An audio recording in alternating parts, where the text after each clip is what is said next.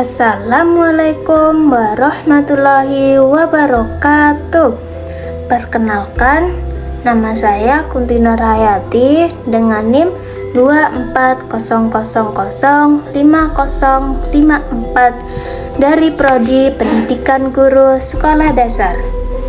Di sini saya membawakan dongeng yang berjudul Kancil dan Buaya.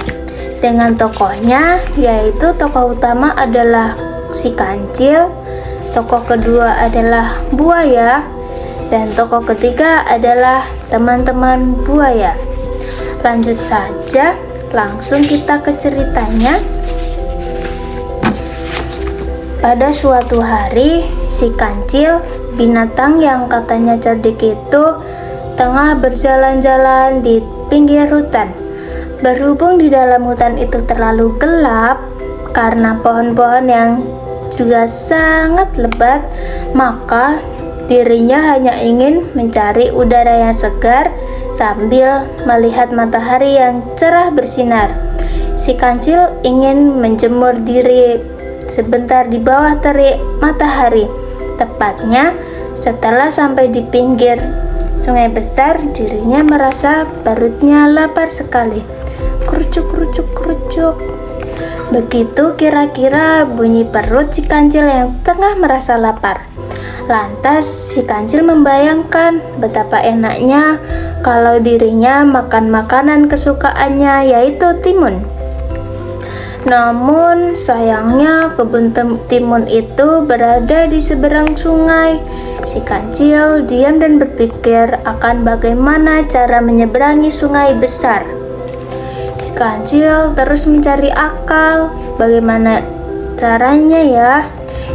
Namun tiba-tiba si kancil memandang buaya yang asyik berjemur di tebing sungai. Di sini ada si kancil yang di seberang sungai dan buaya yang tengah asyik bermain di sungai. Kancil memanggil buaya, "Wahai buaya yang baik hati, bagaimana kabar kamu hari ini?" Namun buaya tidak menggubris karena tengah asyik bermain sendiri. Sekali lagi kancil ini bertanya, "Wahai buaya, sekali lagi bagaimana kabar kamu hari ini?" Buaya yang masih asyik lantas membuka matanya dan mendapati ada si kancil yang tengah menyapa. "Aku baik-baik saja. Kenapa kamu kemari, kancil? Tumben sekali." Kancil hanya tersenyum. "Aku kemari untuk membawakan kabar gembira untukmu dan para kawan-kawanmu buaya." Mendengar perkataan tersebut, tentu saja buaya tidak sabar mendengar kabar gembira yang dimaksud oleh si kancil. "Segeralah ceritakan apa kabar gembira tersebut." "Apa, kancil? Apa?" Kancil kemudian berkata, "Aku kemari karena diperintahkan oleh Raja Hutan supaya menghitung buaya yang ada di sini. Sebab sang Raja Hutan hendak memberikan hadiah kepada kamu dan para kawanmu semua." Mendengar nama Raja Hutan, tentu saja langsung membuat buaya percaya dengan pembicaraan tersebut. Oke, baiklah kancil, kamu tunggu di sini dahulu.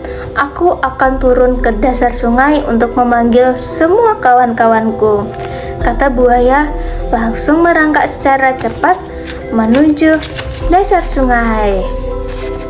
Buaya hendak memanggil teman-temannya.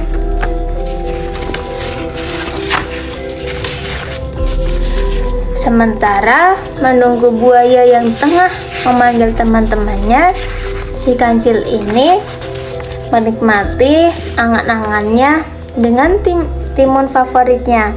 Tak lama kemudian, buaya yang awalnya berada di dasar sungai telah berkumpul di tebing sungai.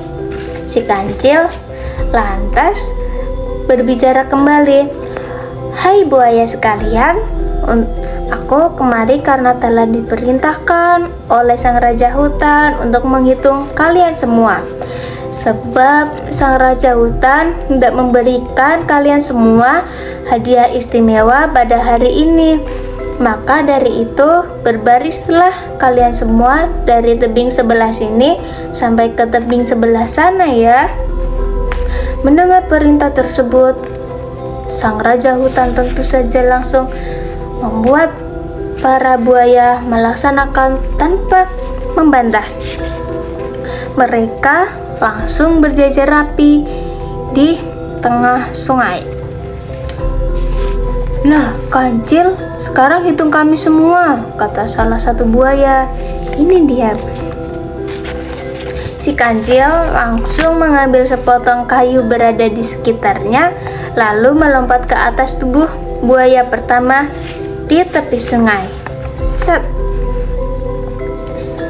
1, 2, 3, lekuk. Jantan betina aku ketuk sambil mengetuk kepala buaya hingga dirinya berhasil menyeberangi sungai tersebut. Setelah sampai di seberang sungai, Kancil langsung melompat gembira dan berkata, "Hai buaya, apakah kamu tahu bahwa aku sebenarnya tidak membawa berita baik dari sang raja hutan? Sebenarnya aku telah menipu kalian semua supaya dapat menyeberangi sungai ini."